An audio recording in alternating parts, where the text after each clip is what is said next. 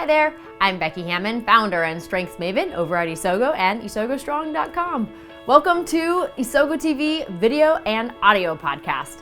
Here on Isogo TV, we are fueling marriage connection, parenting grace, and work energy by focusing in on your strengths instead of fixating on your weakness. And today, you are joining us for episode 78 in our Isogo TV interview series. By talking to leaders, coaches, parents, spouses, regular people, we are bringing alive the life-changing stories that have been fueled by people's unique and brilliant strengths in their work or their marriages or their parenting or all three. Today's guest is Amy Mingin. Amy is on a mission to help women reach their health potential through her signature program, Naturopathic Yoga. I'll give you more information about that at the end. And she lives with her husband and 2 kids on the sunny Gold Coast in Queensland, Australia. So when she's not doing all the things a working mom does, you'll find her on her yoga mat or at the beach finding balance in nature. What I love about this conversation with Amy is how down to earth and relatable she is. Understanding her strengths unlocked something small inside her, and it gave her the confidence to move from the sidelines to really making her dreams happen. It's a real story that unleashed, as she says, heaps of opportunities. So let's dive into this conversation with Amy Mingin. All right. Hey, Amy, how are you doing today? Really great. Thanks for having me, Becky. Oh, I'm so glad that you are here. I am excited that not only the people who are listening today get to know more about your story, but that I get to know more about your story as well. And it's a privilege to get to know you in this way, and that you agreed to show up here today because it's mighty early there where you're from. Yeah, it's 7 a.m. bright and early here in Australia. Awesome. Cool. Well, I would love to just kind of jump right in and see if you would give us all an idea of who you are. Tell us a bit about yourself. What's your family like? What do you do for work? And we can go from there. Yeah, sure. So I am a women's health naturopath, and I'm also a yoga instructor. And I'll give you a bit of background before I jump into what my latest thing is. So I have been a naturopath for about 10 years, and I have had a bit of an on-again, off-again relationship with my naturopathy, so to speak, because I've had 2 kids in that time. And my husband also decided that he wanted to study during that time as well. So there's been like a little bit of work pressure, a little bit of like, let's get the business happening, but also doing all the things of being a mum and making sure you're there at school pickup and taking them to all the different activities. So, yeah. And then I'm also someone who, I guess in the past, had no idea about the word of self-care. Like, what even is it? I was always, I guess I grew up thinking that you just do all the things. That's what women do, that you have to show up and do all the house stuff and do all the amazing food stuff and be an amazing parent. And I went down the attachment parent route, which I think is paying dividends these days, but it was really, really hard to begin with because it's almost like you really go into martyrdom.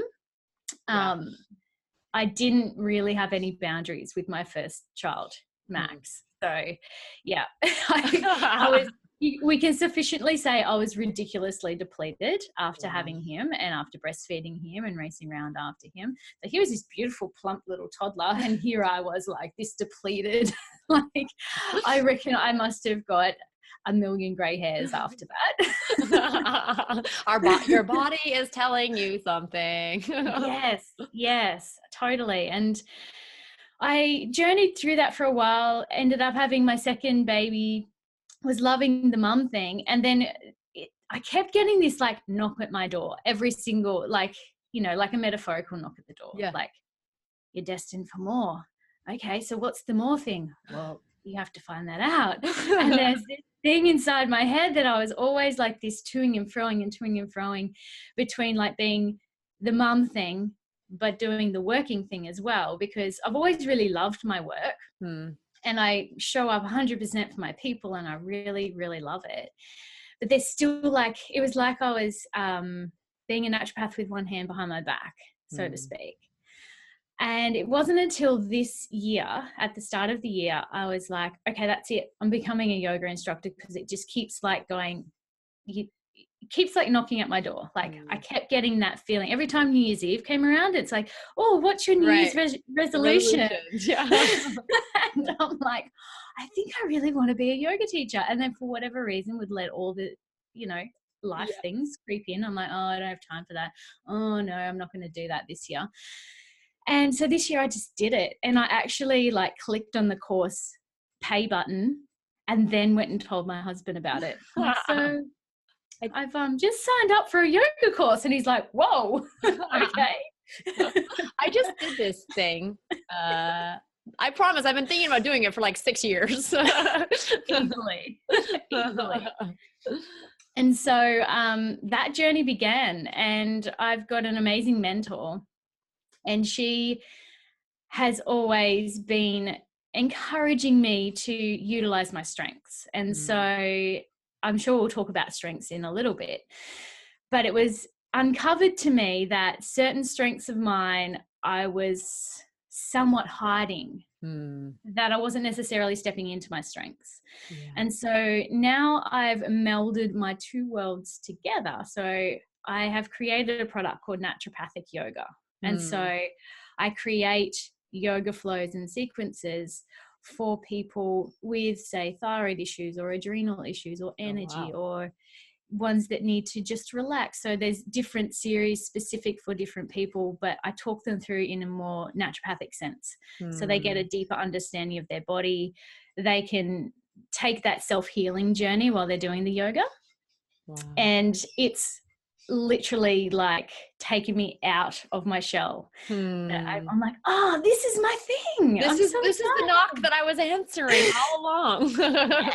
Yes. How very cool. And so how old are your kids now? So Max is 6.5 and Ivy's 3.5. Okay. So you're still in the thick of it, right? I am. Yep.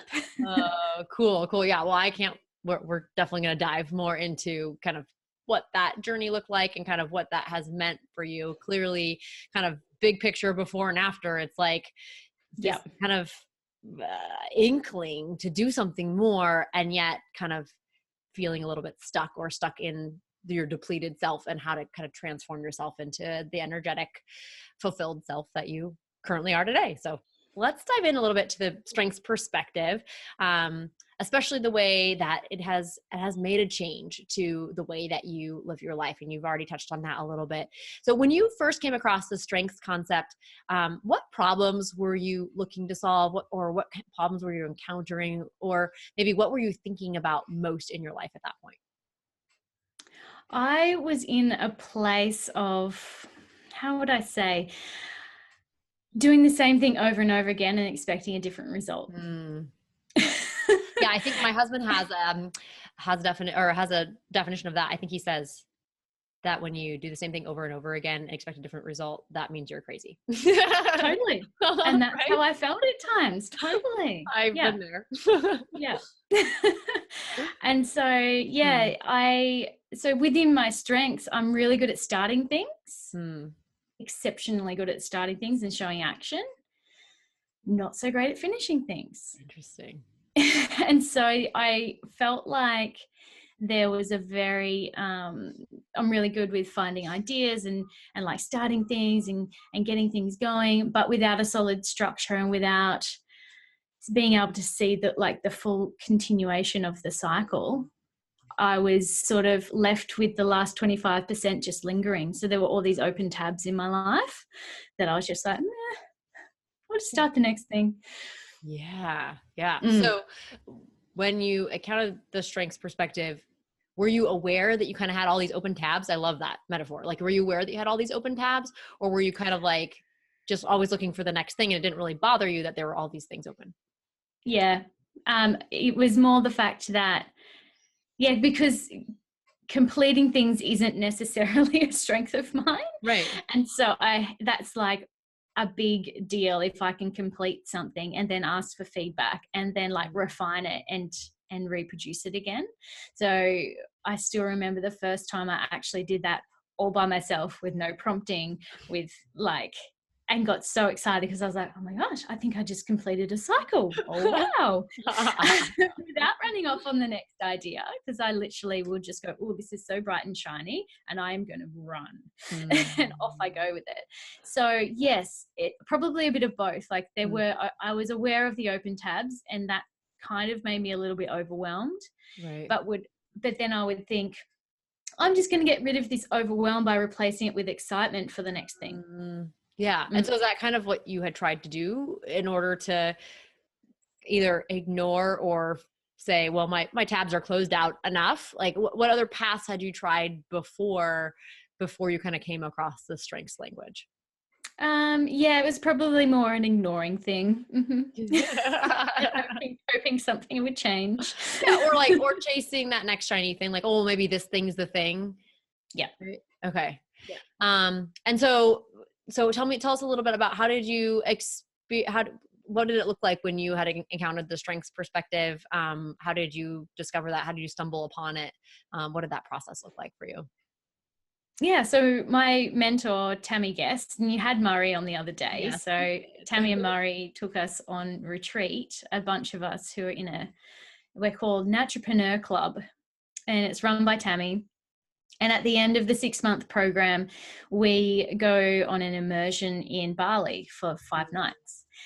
And they were like, okay, here's a link, everyone, you're getting a link to do a strengths test. And I hadn't really known about it, but I really love answering quizzes and all that sort of stuff. So I was like, oh, cool. And I think it's a human thing. We like to identify with stuff, right? Yep. And so, but I found when I was doing the strengths test, I'm like, they're just asking me the same question. They're like, now, how much do you really think this? Oh, well, I think that. And then how much do you not think this? And I'm like, oh, well, I think that. And so it seemed like a really similar test the whole way through for me, which is really interesting. That is. And then when we got to Bali and we started like unraveling it, I had like quite a few light bulb moments of like, oh, okay, this makes more sense to me. And then it was more about realizing that if I focus more on those strengths, that life would be a lot easier because they're the things that come more naturally to me. And so what happened after you left that retreat, and you kind of knew your strengths? What kind of changes did you experience? Well, to be honest, I left feeling really inspired, but I got back home and regular life was still here. And it took me a little while to integrate it. It took me like a good 4 or 5 months to integrate everything that was happening and how I could literally use it. Yeah. So I think it was a real step-by-step process for me to be able to start integrating more of the strengths in. And so I still sort of started trying new things, but I learned about that completion stage more. So it did take me a few months to really like step into that space. I guess because, your old patterns and you get sort of addicted to your old patterns. It's like, I heard it the other day. What is it? Like 80% of the thoughts we have every day are the same thoughts. That's like, oh my gosh. So no wonder it's so hard to literally make a big change. Yeah. Because it's so easy to just jump back in those old train tracks. And I felt like that for a while. And so I just step by step kept moving and flowing with it until I sort of found my groove. And then I felt like I was more in flow. It took until this year. So that was like this time last year was when I did my strengths test. And and it wasn't until like into 2018 that I was like, okay, I think I know what to do now. And so what, like, give us like an example of like what that might have looked like, maybe like at first when it wasn't so easy, or it was like, well, I'm not really sure how to integrate this, to like maybe to today where you use a strength to really make a difference in the way you approach life or your work. Yeah, so work's a really simple one actually. So I used to get, so number one, relator. Yeah, okay, relator. Yeah.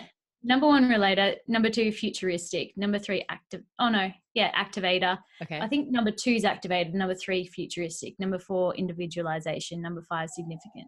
Okay. So there's a lot of things in there that say that I probably should be doing something a little bit larger than just a one-to-one business model. And I always felt that. And so then I started like stepping into more like being interviewed by people, doing more videos and literally presenting more things out there. Interestingly enough, even though I have done all this study and I've done all the experience and all of that, I still had all the fears of like imposter syndrome of like, oh my God, do I know enough? You know, that whole like enoughness came through. And then I realized everyone else are just people anyway. So why not just do it? And yeah, so now I'm a lot less nervous going into those sorts of situations. And if someone randomly impromptu asks me to stand up and speak in front of an audience, I can do it, you know. And sometimes I'll get nervous and sometimes I just like literally flow in and flow out of it and it all just goes perfectly. So if I can get out of my head and move more from my heart, I feel like that's where the strengths come through. Yeah. And so like you understanding your strengths, what part did that play in kind of your ability to get rid of the imposter syndrome, to like boot that guy out of there? Like was your strength, were understanding your strengths part of that, or how did that work in the journey? So yes, I think that understanding my strengths would be playing a role in that, because particularly like the significance part is like, you really need to be saying this to more people. You really need to like put this out in the spotlight. You need to get this out to a larger audience. I think the self-belief is a huge thing. Prior to knowing my strengths, there was like the teeny tiny part of me. And I feel like learning my strengths, I sort of came out, I like grew. And so there was so much more internal self-belief. So therefore I was less scared to go and do the things that I always wanted to do. Yeah. I love that. I'm just trying to, even processing it, that teeny part that just was able to expand because, I mean, would you call it confidence? What would you call it? Like that grew from little to big? I would say it's probably more a self-belief thing. Self-belief. Okay. And yeah, because anyone who meets me would never say that I lack confidence, even like, okay. But it's more an internal thing. It was like, I didn't necessarily believe in myself to go and do the thing. And so then there was not a congruent message coming out, because even if I could be confident and say things, there was like this other thing inside that was like, yeah. Well, maybe you shouldn't actually have just said that, or whatever the little person on your shoulder was saying. Yes. So would you say that, okay, so you have like kind of a growing self-belief because now you see exactly how you're wired and you're like, yeah, duh, that is how I'm wired. I've always known that, but now I have these words to describe it. And I have these like these are really positive things, like, you know, so self-belief is growing, and now you still have all these open tabs. So like, what do? Do you go back and close the tabs? Do you like, you realize you have activator, right? So activator like starts things, but you don't have any like, let me finish that up things. You already described that. You knew that about yourself, right? So now you have words to describe it. What changed, or did anything change, or did you just start something new? You know, I mean, what was that like? I think just the awareness of literally shining the light on that last 25% on all the things was like, oh, that's right. Because it wasn't actually a big deal to me. I just thought that was just how it rolled, because that's how I always did it. Like my husband always thought that I was the strangest person, that I could literally stop a movie and go to bed. And he's like, but it's not finished. Like, yeah, but we started it, so I'm relaxed. That is so funny. That's such a good example. Yeah, it's a really good example. And and he's got lots of like his number one is achiever. So he's like ridiculously good at completing things. Yes. So like, see all these 25% out there. Could you just kind of like finish those off for me? Yeah. And he's more like the analytical side of things. So I've also learned to delegate stuff. Delegate some areas that I really don't want to deal with because it's not a strength of mine. Yeah. And I don't want to take up all the bandwidth in my head trying to figure it all out too. Yeah. So it's not that I'm necessarily like giving up. It's more the fact that, okay, that's not my strength. I'm going to focus over here on my strengths. Yeah. And I'm going to let this other person who has these strengths help me out with that bit. Yeah. Like the picture that you just painted is awesome. Like giving it over instead of giving up, right? Like I'm not giving up, I'm giving it over to somebody else who might actually love to finish projects or whatever. Yeah.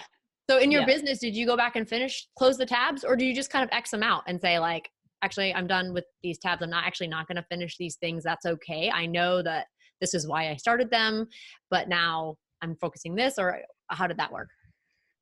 I just basically saw it as like just part of the journey. Yeah. So some things have stayed and others have been improved so that they can be finished. And then like naturopathic yoga, I complete everything with that, funnily enough. So when I'm in flow, it's not actually, it's not a big issue for me to complete things with that. Yeah. Cool. Yeah. Yeah. So, I can see like your futuristic playing into that, right? Like you're just like, I can see what's possible. Like this is so amazing. And to be a part of this something big and really make an impact and an influence on people. And cool. Yeah. So what do you think, if you were going to kind of summarize what was different about you in your life now that you know your strengths and have walked in them for a while, like you said, I mean, and I think your experience with like discovering what your strengths are and then like having them really kind of take hold, like I would say most people haven't even experienced that. So, and if they do, it's a process. It's a slow process. Oftentimes you have to have a coach, along with you to say like, okay, are you still thinking about those things that you were like, oh my gosh, this is awesome? Like, no, I'm not. Because like you said, like real life was still waiting for you after you stepped back off that plane. And so I think people can really relate with that, with like, yeah, I did that, but I never really, I didn't do anything with it. I took it, it was like, oh, cool. And then I didn't do anything with it. So, what would you say is different about you now that like could encourage other people that are like saying, that are saying, yeah, I took it, but nothing happened. Like what's different about you now that you think that feels compelling to you? Like if you would have known how different you would be because you know your strengths, what is that difference? So the difference, it comes back to self-belief for me. Yeah. And really taking that pressure off to know all the different things about everything else. And I love that I learned about my strengths because it allowed me to shine my light more. And that's what I secretly always wanted to do. And I believe there's so many other people out there with so much gold to give and they're hiding as well. So if you're hiding, I highly recommend that you find out your strengths and then you can build on it, because although there's going to be like so many different failed ventures or different things that you try and maybe it didn't work out, there's always going to be something. And for me, what else I've learned is it's not just about like going for that one destination. So my futuristic used to always be like, now there's this one destination, and I'd always be going for that one thing, or many things. Yeah. And now I realize it's just all about the learning along the way so that I can then build upon that. So yeah, I feel like the strengths have really like brought me out of my shell, helped me have more self-belief, helped me trust the process more. Yeah. Cool. And what would you say, people that can kind of relate to that, like feeling, pre-strength, it's not like you were like, this is horrible, my life sucks. It's like you actually weren't at all. You were like, I have all these open tabs, but that's just kind of how I am. Right. Like you were fine with it. Right. But you still had that knock, right? You still had that knock on the door that was like there was it's kind of like an itch or like, just like a little bit of like discontent, maybe like a whisper of discontent. Totally. And so for people out there that are listening that are like, I think I can relate to that. Like something's been knocking on my door. I don't know what it is exactly. What from your own personal experience, from a strengths perspective, what encouragement or advice would you give to someone who can really resonate with that? Oh, I feel like just showing a little bit of action towards whatever that thing is that's knocking at your door. Just show one step of action each day. And it could be a really simple thing. Like for me, I can think of one that I've not done, but I need to do. I really want a Mini Cooper. Well, and I have not driven one. You've never driven one. So there you go. I'm like, I've got to go test drive one, don't I? What if I actually don't really like the way they drive? But so that's like a really simple example, but it's a really easy way to sort of think about, like, if somebody's thinking about that course or thinking about that job or whatever it is, they've just got to take a step towards it. And it's like the path just appears along the way. Cool. Very good. Well, is there anything else that you would like to share with, that we haven't covered, that you'd like to share with anybody about your strengths journey or what it has meant to you? The only other part is I like how once you're in flow, once you find your thing that you really love and you're working with your strengths, automatically it's like heaps of opportunities. You realize that there's so many more opportunities. That's the other thing. Yeah. And there's new connections that you make, and you feel okay to make the connections as well, because that imposter syndrome is just like over there. Yeah. So you have a real definition of who you are. And so you can kind of walk in those things and opportunities, like heaps of opportunities. I love that. Yeah. Yeah. So keep an eye out for your opportunities, and then out of those opportunities, more opportunities present. So yeah, the path opens in front of you, as you say. That's it. It's very connectedness of you, even though you don't have that strength. So yeah, well, I think connectedness, I don't know where connectedness comes in, maybe like number 15 or something. Oh, wow. So it's not that. But positivity is number 6. So there's always a silver lining. Yeah, that's it. Totally. Cool. Very cool. Well, I know that people will be able to relate to your story, and especially just kind of that growing from that being small to growing in self-belief to growing into who you already are, but you have this language to describe it and to see that that's unique about you, and that makes you free to follow the opportunities that are in front of you. So really appreciate that you were willing to share that story with us and give people an idea of what is possible when they follow the unique and brilliant strengths that they already have wired within them. So thanks for being on today, Amy. Oh, thanks so much for having me, Becky. It's been awesome. All right. Bye now. Bye. Isn't Amy's story so down to earth? I guess that's what I should expect from a naturopathic yogini, right? You can find out more about Amy Mingin over at naturopathicyoga.com.au, as well as over on Facebook and Instagram. And these connections and a link to her naturopathic yoga course are in the show notes for this episode, which you can find at isogostrong.com/episode 78. That's isogostrong.com/episode 78. She has expertise and passion and a true capacity to help women reach whole health, so be sure to connect with Amy. You know, ultimately, my dream would be to see thriving marriages, families, and workplaces across the entire world. And by orienting our mind toward our strengths, I know that we can get there, just like Amy did. So I'd love to ask you to share Isogo TV, the video or the audio version, with your circles on Facebook, Instagram, or right there in your home or office. And if you like Isogo TV or this interview in particular, please leave a 5-star review over at iTunes. It not only means a lot to me, but it also helps others find this podcast as a resource too. You know, I'm glad that you were here today to hear how Amy has fueled significant change in her life by focusing in on her strengths. And I hope that you join me for more next time on Isogo TV.